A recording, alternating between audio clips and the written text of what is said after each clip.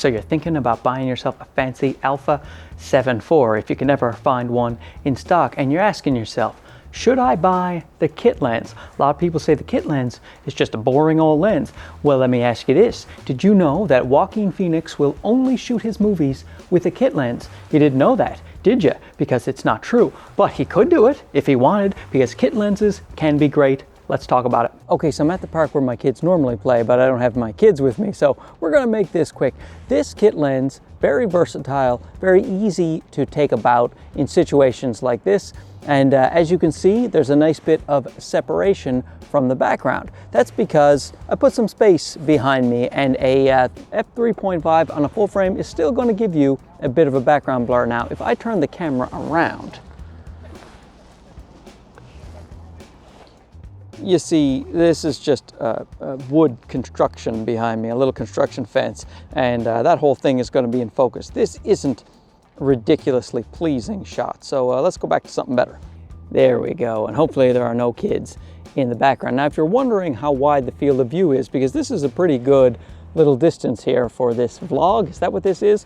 I will show you. I am touching the lens right now, so I am sitting about, I don't know, what is that, 10 inches away from the lens. So at 28 millimeters, it's a pretty wide field of view. Of course, I would like a little wider when I'm doing things like this. I usually take my 16 to 35, but that is an f4. So I'm actually getting a blurrier background on the kit lens, the lowly little kit lens. Now, something that this kit lens does have that you wouldn't expect for a $200 lens, and I know it's not a $200 lens, but it comes bundled with the camera for $200. It has optical stabilization, so there's stability inside the lens. So some people don't realize that the lens stability works with the Sony stability, the in-camera stability. I've gotten comments where people say that they don't work together, but in fact, they do work together. I will write in the description exactly how they work together, but this is a smoother footage than you will get out of a non-stabilized lens, as you might expect. In fact, I'm going to show you a side-by-side with this lens and a lens a lot of people upgrade to, the Tamron 28-75, which doesn't have optical stabilization, and you can see the differences for yourself.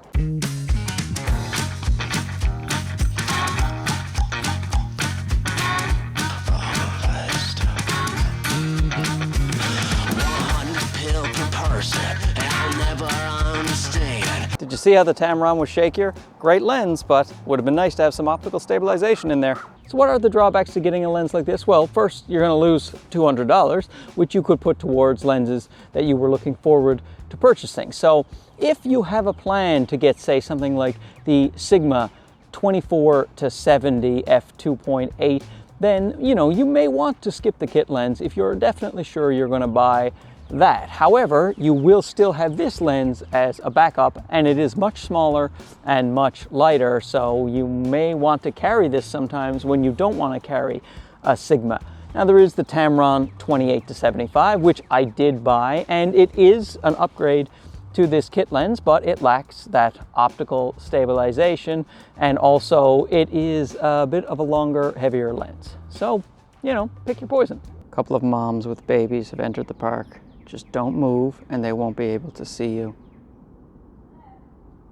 They definitely saw me. Another drawback is the lens isn't as sharp as other higher priced lenses like the Sigma, the Tamron, or some other offerings from Sony themselves.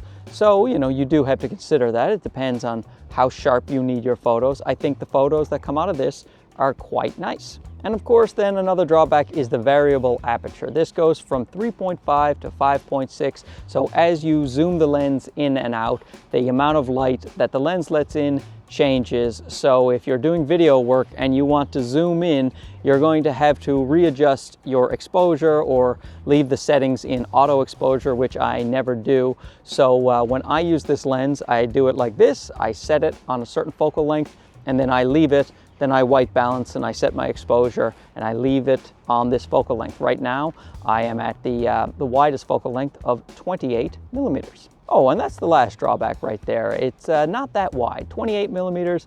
I really wish it was 24, but I realize that would have to be a bigger lens. But there is a big difference between the 28 and the 24. So I would recommend, if you're upgrading the kit lens, look for a 24 to 70, something like that. that extra 4 millimeters makes a big difference on the wide end. Okay, now more people have entered the park, so I am fleeing. I am fleeing with my camera and my selfie stick in shame.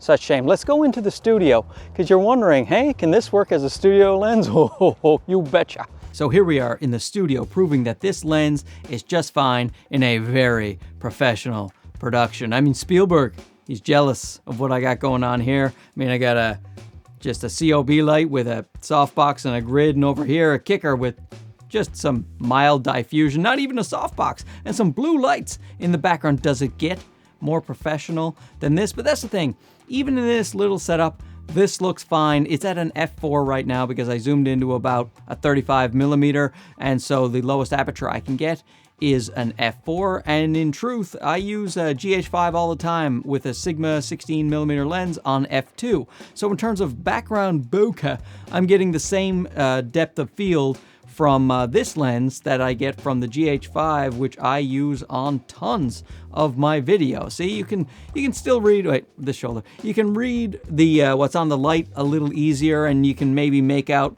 what's on my apple juice label. I did have to turn my light up a little bit, and I actually bumped the ISO as well because I didn't want the background to be too dark, and I think this is fine. You could easily do this. And you know what else this lens does is pictures. I took this thing out for a little photo walk, a little excursion with the whole family there. So let's check out the pictures.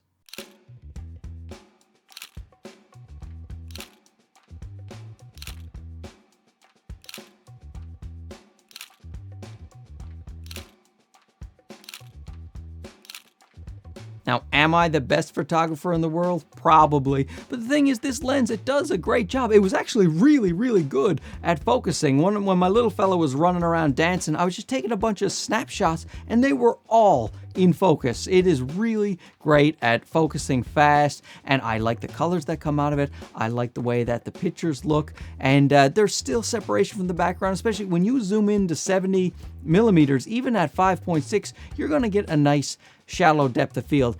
Guys, let me just barge in here and interrupt that handsome man for a minute. Do you want to be able to take photos as beautifully as that guy, or in fact, far better than that guy? Then you're gonna wanna check out this video's sponsor, Skillshare. Skillshare is the only sponsor I have ever had on Camera Crisis because they know good quality content when they see it. And I do appreciate it because I use Skillshare. I signed up for them years ago. They helped me, in fact, form this channel, and I still learn from them all the time. So if you don't know what Skillshare is, they are an online learning platform for whatever you're looking for. You can probably find it. If you want to know how to shoot videos, you want to know how to edit, you want to illustrate, become a landscape photographer, whatever it is, Skillshare has you covered. I actually recently looked up a productivity video by Ali Abdaal. He is a very popular guy on YouTube, and I was having trouble.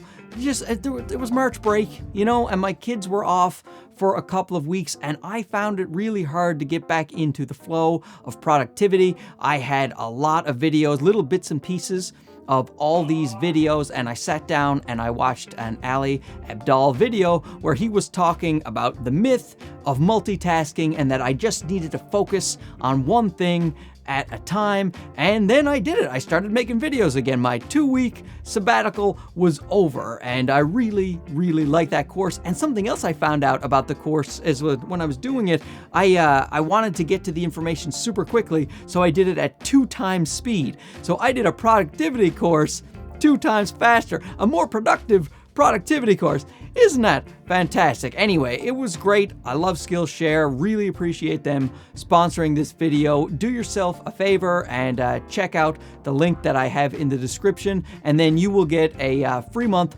of Skillshare courtesy of old Mark Bennett's Camera Crisis. And it's free. You know, if you don't want to pay any money, you know, just cancel it before the month is over. And Bob is your uncle. So thanks again, Skillshare. Appreciate it. Now back to old Murky talking about the nifty little kit lens. Very happy with this lens, and if I was going traveling, something like that, and I didn't have a different zoom lens, then I would take this no problem and you would get very good results. You could get some landscapes, move it out to 28. You could get more portrait stuff, move it into 70 millimeters. Very versatile lens. That's why it comes in the kit. That's why it's the kit lens. Anyway, let's throw it out to old Mark there in the alleyway. Let's let him end this one. He likes ending it when he's outside. So there you go. For an extra $200, I think that the kit lens is worth it. At least I think this kit lens is worth it. I mean, you get a nice, small, lightweight lens to carry around as a backup or as your main lens. It's got a good focal range. Of course, it has the optical stabilization and it autofocuses really fast. And I love the colors that come out of this lens. To me, you know, 200 bucks, what can you get for $200 these days? Nothing, a piece of cheese. So either buy a piece of cheese or this nice lens. That's what I did. I mean, you're looking at it right now. Looks okay to me. I know, it's got a good subject, but it still looks pretty good, right? Anyway, don't forget to like, subscribe if you haven't already. Hit the bell, ask a question. I'll be sure to answer it. And now, if you don't mind, I'm gonna go back to my local park here and walk around like a creep. Not an actual creep, like a creep. There's a big difference. See ya.